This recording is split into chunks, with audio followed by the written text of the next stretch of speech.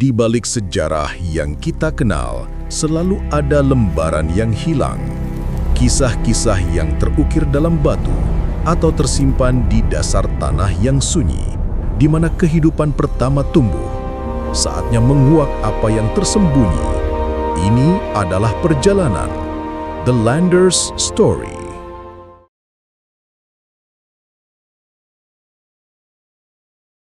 Di mata dunia, tempat ini adalah kanvas sempurna seorang seniman. Surga tropis dengan pasir putih yang memeluk ombak biru kehijauan. Ia dikenal sebagai Goa Matu, sebuah permata alam yang tersembunyi, di mana tebing karang menjulang membentuk gerbang menuju laut lepas. Wisatawan datang mencari kedamaian, tetapi mereka hanya melihat kulit luarnya. Namun, bagi penduduk asli yang telah berakar di tanah ini selama turun-temurun, Goa Matu jauh lebih dari sekedar keindahan yang memanjakan mata. Mereka menyebutnya Kerajaan Matu, sebuah ranah yang lebih tua, lebih purba.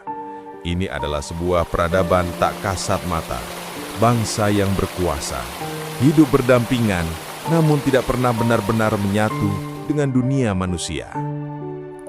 Kehidupan di sini terikat oleh ikatan yang tak terucapkan, sebuah perjanjian kuno yang mengikat dua dunia dalam keseimbangan yang menakutkan.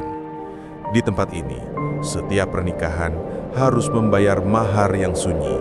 Setiap kegembiraan yang dirayakan manusia harus diimbangi dengan kesunyian mutlak, sebuah penghormatan terhadap entitas yang mengawasi dari balik karang. Dan yang paling mengerikan, di sini setiap tahun lautan meminta tumbalnya. Ombak yang seharusnya menenangkan tiba-tiba berubah menjadi tangan dingin yang tak terhindarkan, menarik nyawa tanpa peringatan. Ini adalah harga yang harus dibayar. Kisah nyata tentang perjanjian yang tidak pernah tertulis namun selalu dipatuhi. Kisah tentang rumah kosong yang dibangun bukan untuk ditinggali, melainkan sebagai jamuan bagi bangsa yang tak terlihat. Kisah tentang seserahan kekayaan yang diantar oleh siluet samar. Dan inilah kisah tentang ritual gelap yang dilakukan di pintu goa, persembahan terakhir manusia untuk menegosiasikan atau menawar nyawa dari raja di dasar laut. Secara geografis, Goa Matu adalah sebuah mahakarya. Ia adalah mutiara yang terukir sempurna di garis pantai Kabupaten Pesisir Barat. Terletak langsung di tepi Samudra Hindia yang luas, goa dan formasi batuannya bukan sekadar geologi biasa. Mereka adalah arsitektur alam yang agung. Sering disebut sebagai tempat wisata sejarah alam, Goa Matu menyajikan visual yang menakjubkan. Bayangkan, keindahan tebing karang yang eksotis, menjulang curam seperti benteng yang dijaga waktu. Kontrasnya begitu hidup. Di satu sisi, terdengar deburan ombak yang powerful dan tak kenal lelah. Sementara di sisi lain, terdapat ketenangan hutan tropis yang membisikkan rahasia kuno. Namun Anda harus tahu ini, jauh sebelum katalog pariwisata mencantumkan namanya, wilayah ini sudah menjadi pusat spiritual dan sejarah yang sakral bagi masyarakat Lampung. Bukan sekadar tempat singgah, melainkan sebuah altar alam. Selidikilah namanya. Kata Matu sendiri memiliki akar dalam bahasa lokal yang maknanya menunjukkan pada sesuatu yang purba, tua, dan berkuasa. Kata yang diucapkan dengan rasa hormat, bukan sekadar penamaan. Penduduk setempat tidak hanya melihatnya sebagai goa, mereka percaya bahwa formasi batu ini adalah jantung, pusat energi dari sebuah kerajaan gaib yang keberadaannya jauh lebih tua dari catatan sejarah manusia manapun yang bisa kita temukan.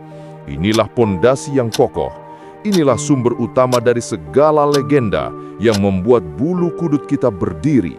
Jika Goa Matu adalah permata, maka misterinya adalah intinya yang paling gelap. Menurut legenda yang telah dipercaya dan dijaga turun-temurun, Goa Matu bukanlah sekadar gua yang terbentuk oleh erosi. Sebaliknya, ia diyakini sebagai gerbang nyata menuju sebuah istana megah, sebuah peradaban bawah tanah yang dihuni oleh bangsa jin yang beradab, berkuasa, dan sangat terorganisir. Kekuatan mereka mempengaruhi setiap aspek kehidupan di pesisir ini. Dan ikatan paling berat, paling sakral, terjalin dalam peristiwa terindah, pernikahan. Ya, perjanjian terberat bangsa Matu terukir dalam ikatan suci pernikahan manusia. Setiap pasangan yang memutuskan untuk membangun biduk rumah tangga di wilayah kerajaan Matu diwajibkan oleh adat untuk memenuhi satu syarat yang aneh.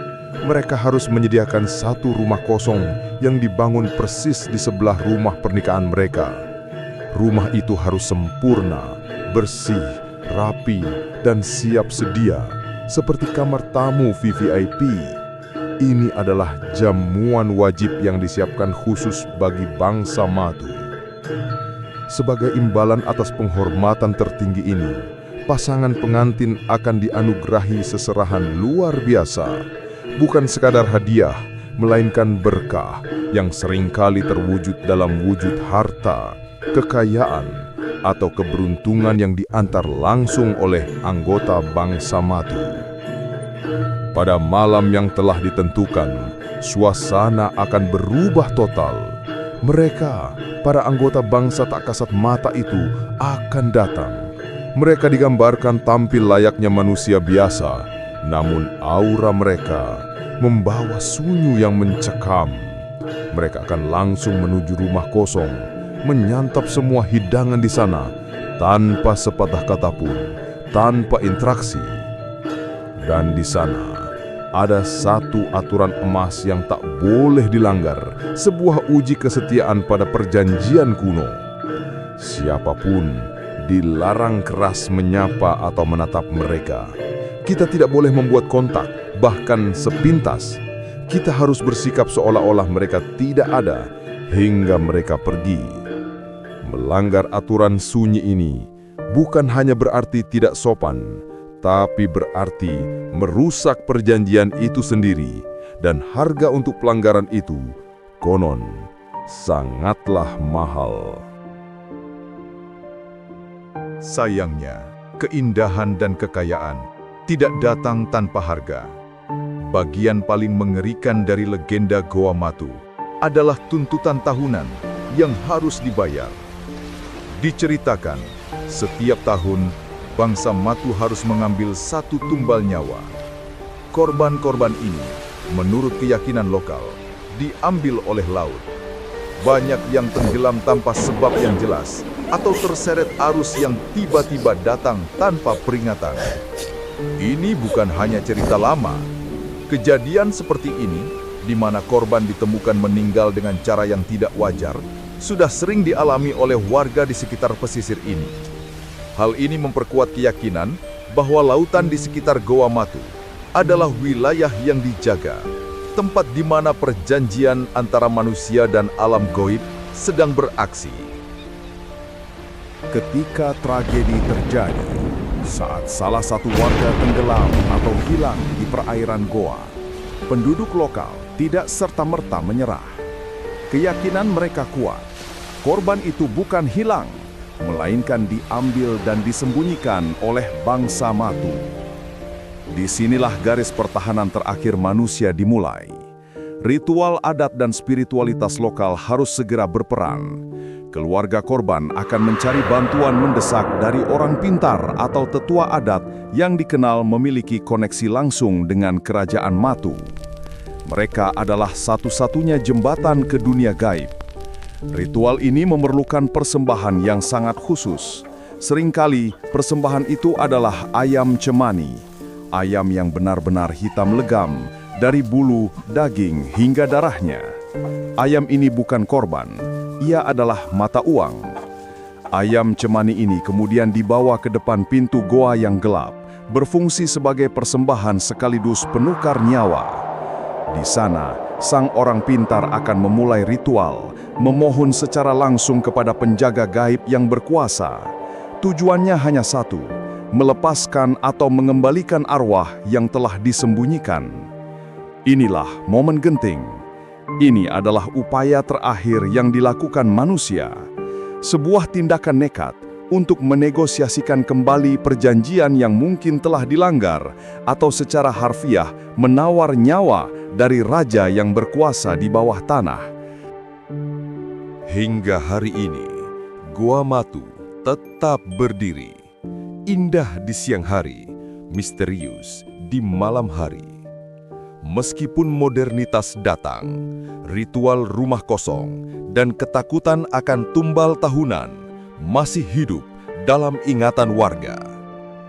Kekuatan bangsa Matu masih dipercayai. Keindahan yang kita lihat hanyalah lapisan luar dari sebuah peradaban yang berjanji, menuntut, dan mengambil. Setelah mendengar seluruh cerita ini, dari perjanjian pernikahan hingga tumbal laut, apakah Anda masih melihat Gua Matu hanya sebagai destinasi wisata biasa? Apakah perjanjian dengan peradaban tak kasat mata ini benar-benar ada? Ataukah semua ini hanyalah cara warga lokal menjelaskan tragedi yang tak terhindarkan? Beritahu pendapat Anda di kolom komentar di bawah. Kami ingin tahu, legenda mana lagi yang harus kami bongkar? Jangan lupa klik subscribe dan nyalakan notifikasi, karena perjalanan kita menyingkap misteri di seluruh Nusantara baru saja dimulai. Sampai jumpa di kisah selanjutnya.